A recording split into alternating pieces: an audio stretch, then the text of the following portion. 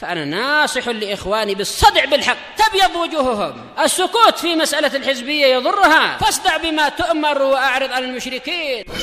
سلامي على دماج ورجالها والشيخ يحيى ودار العلم يا سعد بانيها. Bismillahirrahmanirrahim. Qala al-Imam al-Bukhari rahimahullahu taala, al-babus sadis, bab yang ke-6, as-shalawatul khamsu kafarah. Salat yang 5 itu menghapuskan dosa-dosa. Menunjukkan bahwasanya yaitu Imam Bukhari ingin menjelaskan di antara keutamaan salat 5 waktu, yaitu menghapus dosa-dosa.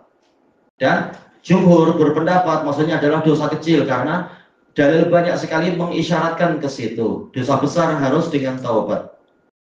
Baik, kita baca hadisnya.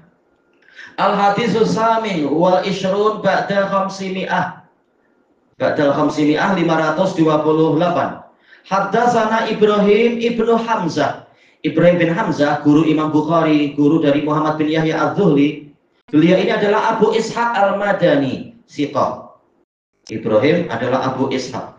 Memang Nabi Ibrahim ayah dari Ishaq ya. Untuk membantu mengingat saja, Abu Ishaq al-Madani siqah. Qala haddatsani Ibnu Abi Hazim wa Darawardi. Nah, Ibnu Abi Hazim yang mana dia adalah guru Ibrahim, dia murid dari Yazid, ini bukan Qais bin Abi Hazim, padahal yang sangat terkenal di dalam Bukhari Muslim adalah Qais bin Abi Hazim. Tetapi kali ini bukan. Beliau adalah Abdul Aziz bin Abi Hazim. Ini Abdul Aziz bin Abi Hazim. Beliau tidak sepopuler Qais, tetapi tetap beliau ini juga siqah, dan beliau rawi dalam Bukhari dan lain-lain. Abdul Aziz bin Abi Hazim, beliau adalah Abu Ali. Abu Tamam, ini kunyah jarang-jarang ya. Abdul Aziz bin Abi Hazim ini Abu Tamam. Abu Tamam al-Madani siqah. Beliau didukung oleh Ad-Darawardi. Ad-Darawardi, beliau adalah Abdul Aziz bin Muhammad Ad-Darawardi, Abu Muhammad Sodu. Sebagian mengatakan siqah, tak masalah. An Yazid, ini Yazid ibnul Had.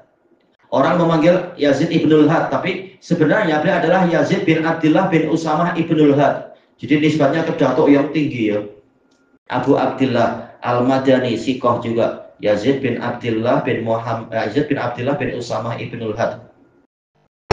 An Muhammad ibni Ibrahim. Muhammad bin Ibrahim untuk level ini beliau adalah tabi'i. Beliau adalah Muhammad ibnu Ibrahim ibn al-Harith. Tayyib. Al-Madani tabi'iyun siqah. Belajar kepada sahabat, juga belajar kepada kibarut tabi'in. An Abi Salamah bin Abdurrahman. Jelas ini kibarut tabi'in. Min kibarut tabi'in. Abu Salamah Abdullah bin Abdurrahman bin Auf. Az-Zuhri al-Madani siqah. An Abi Hurairah ma'ruf, Abdurrahman ibnu Sakhr ad-Dausi al-Yamani summal Madani. Berarti ini semuanya Madani berarti ya. Iya, semuanya Madaniyun. Apa isi hadisnya? Annahu sami'a Rasulullah sallallahu alaihi wasallam, beliau mendengar Rasulullah sallallahu alaihi wasallam yaqul, ara'aitum, bagaimana pandangan kalian? Bimana akhbiruni. Lau anna nahran bibabi ahadikum, seandainya ada sungai di pintu salah seorang dari kalian, yaitu di hadapan pintu rumah kalian, yaghtasilu fihi kulla yaumin khamsan, wa fi riwayah khamsa marrat, dia mandi di sungai tadi setiap harinya adalah 5 kali. Mataqul, apa pandangan kalian? Wah, ini jelas hebat sekali. Padahal ketika di Yaman musim panas orang mandi mungkin hanya 2 kali. Musim dingin mungkin hanya seminggu sekali. Ini setiap hari mandi 5 kali. Jelas ini hebat. Terutama di masa itu yang mungkin air tidaklah banyak, air pun mungkin agak masin, air di Madinah itu. Toyib. Kemudian apa kata kalian? Apa ucapan kalian? Dzalika yubqi min darani, apakah mandi dengan sebanyak itu akan menyisakan kotoran dia, yaitu badannya masih kotor? Qalu la yubqi min daranihi syai'a. Para sahabat menjawab, dia tidak akan menyisakan dari kotorannya sedikit pun. Ia mandi sampai 5 kali. Qal fadzalika masalus shalawatil khams. Nabi mengatakan, ada fa di sini dikatakan faul ifsah, fa in araftum dzalik, jika kalian sudah tahu itu, fadzalika, maka itu tadi adalah perumpamaan salat yang 5, yamhullahu bihal khotoya. Dengan itu Allah menghapuskan kesalahan-kesalahan. Kata para pensyarah, ini menunjukkan jawazu tadribil amsal, jawazu darbil amsal li takribil afham. Boleh membuat perumpamaan untuk mendekatkan pemahaman. Kita tahu masalah pahala dan dosa, masalah penghapusan dosa, masalah dosa-dosa, ini adalah maknawi. Maka Nabi menggambarkannya dengan sesuatu yang hissi, boleh dilihat oleh mata, yaitu sungai. Sungai, sholat diibaratkan, keutamaan sholat, manfaat sholat diibaratkan sungai. Orang yang mandi 5 kali, maka akan menghapus dosa-dosa dia, bagaikan menghapus kotoran-kotoran yang melekat di badan dia. Baik. Dan hadis ini juga menunjukkan jawazu taqdimi soal qabla ta'lim. Boleh mendahulukan pertanyaan sebelum pengajaran. Lisyadil intibah, untuk menarik perhatian, menguatkan perhatian. Nabi tidak langsung mengatakan keutamaan sholat begini-begini, tapi menanyakan sahabat dulu biar mereka berpikir, mereka membayangkan, menggambarkan di benak mereka. Kemudian mereka menjawab secara pasti. Mandi yang sebanyak itu tidak akan menyisakan kotoran di badan orang tadi sedikit pun. Nabi kemudian mengatakan, demikianlah perumpamaan sholat 5 waktu. Dengan itu Allah menghapus kesalahan. Ya, walaupun sebanyak buih di lautan, walaupun mencapai penghujung langit, walaupun sepenuh bumi, asalkan dia mau sholat 5 waktu, tentunya apa? Dosanya adalah dosa kecil, sebagaimana dalam dalil-dalil yang lain, maka dosa-dosa tadi akan dihapuskan. Kalaupun misalkan dia punya dosa besar dan dosa kecil sudah habis, dan dia masih punya sholat-sholat yang 5 tadi, maka nanti di hari kiamat akan ditimbang.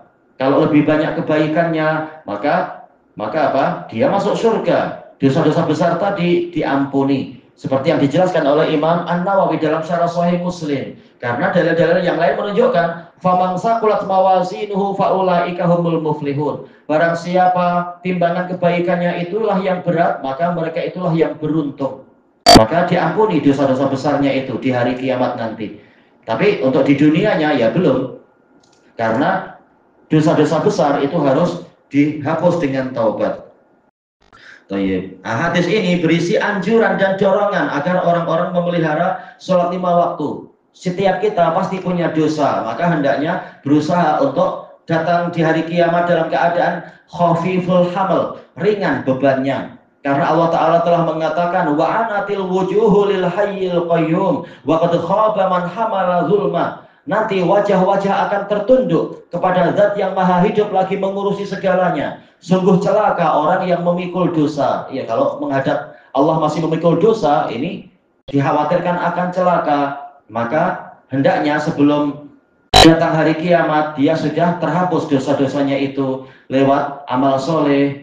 Atau kalau amal solehnya kurang, Allah Ta'ala mengujinya dengan berbagai ujian, berbagai penyakit mungkin, atau berbagai malapetaka dan yang sebagainya. Sebagaimana dalam hadis yang diriwayatkan oleh Imam Abu Ya'la di dalam Musnad beliau dengan sanad yang hasan dari Abi Hurairah radhiyallahu an.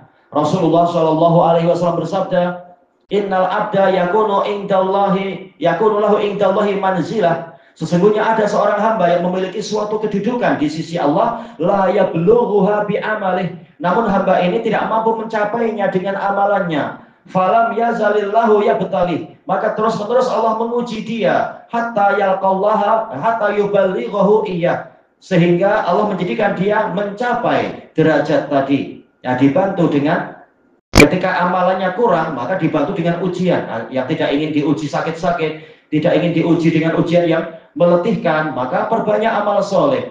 Semoga dengan itu kita mencapai derajat yang tinggi, terhapus dosa tanpa harus mengalami ujian yang sangat menyakitkan. Ini harapan dan usaha. Walaupun setiap kita ujian itu selalu ada. Orang kafir saja diuji, orang mukmin juga mengalami berbagai ujian, tapi akan dibantu diringankan selama dia adalah mukmin yang baik dan seterusnya. Ayat ilahuna wallahu a'lam. Subhanakallahumma wa bihamdika la ilaha illa anta astaghfiruka wa atubu ilaik. Alhamdulillahirabbil alamin. Jazakumullahu khairan.